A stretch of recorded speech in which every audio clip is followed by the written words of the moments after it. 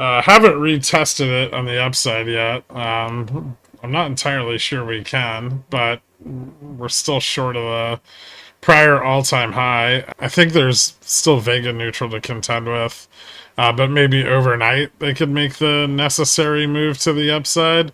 Maybe not. We'll see how this goes. I feel like this should fail more because it was stupid. Commodities down 1 bp, so flat on the day. Dollar down quite a bit today, despite the stronger jobs data, but still was still up against the yen for most of the day. Still up against the yuan, down against the pound and the euro. The yield curve's not down as hard as it was earlier, but it is down quite a bit. The front end, however, is picking up with the 3-month moving up about a point, and the 6-month moving up slightly. Correlation is just, I don't know where it's going, but somewhere new. It's definitely going somewhere new.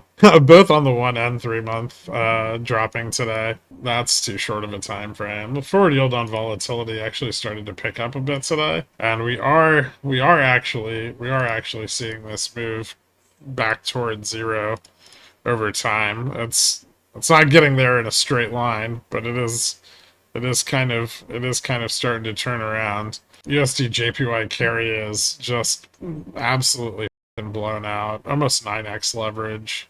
That's crazy. Bond vol up, core down, the usual. Skew fell off a bit yesterday, but still a decent chunk of the S&P under its 20-day moving average, and still not a lot of breath. That might have improved today, but I don't think very much. Correlation between cash VIX and VIX futures still positive, despite all the shorting today, which means that we might be seeing the medium term vol getting shorted harder versus volatility on the 1 month, or at least shorted as hard, right? So the correlation's staying pretty symmetric. And Fed Fund futures cut half a bip from rate cuts today, from yesterday's close. So slightly fewer rate cuts. The JOLTS data this morning was quite hot, and seemed to have no lasting impact on the dollar or yields. Obviously, JPOW got an opportunity to kind of talk down the shock of that data, but I don't think he said anything particularly different. However, there were overly aggressive 0 DTE calls on the SPX, which did open up some room for this to get squeezed off. I know some people are asking, yeah, GoEV moved up a little bit, started to break this wedge that's been forming for the last few months, although, it's broken that wedge before, right, to no avail.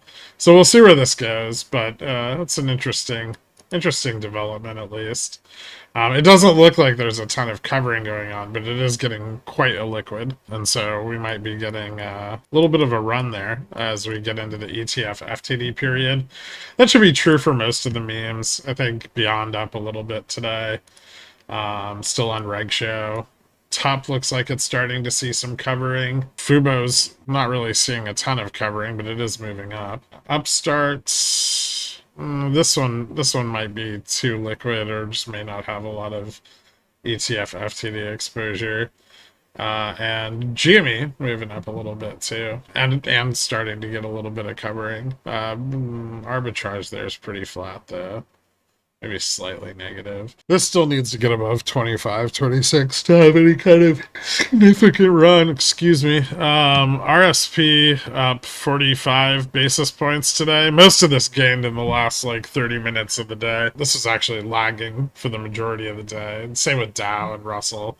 Both of those picked up quite a bit into the last hour there, as we pushed up higher. I think that's about it. So thank you guys so much. I will see you bright and early tomorrow. I hope everybody has a lovely night. Later. Oh, wait, hold on. What's this? I have an IC expiring tomorrow. My upper strike, 5505, has been breached. If I let it expire tomorrow, is there any chance I could realize a higher loss than the max loss that Fidelity quoted me? No. And you could also get a period during the intraday where SPX is below 5505, right? And within your strike, and then you can close it. You could also, I mean, if you think we're going to continue up overnight, which, I mean, it doesn't look like we're doing that because futures is still falling, but if you did think we were going to continue up, you could always sell. You can buy the long strike and then sell an out of the money strike, creating a debit spread to the upside. And then if it keeps moving up beyond the range of the like kind of butterfly you create there, you can wipe out your max loss. All right. Anyway, thank you guys so much. Later.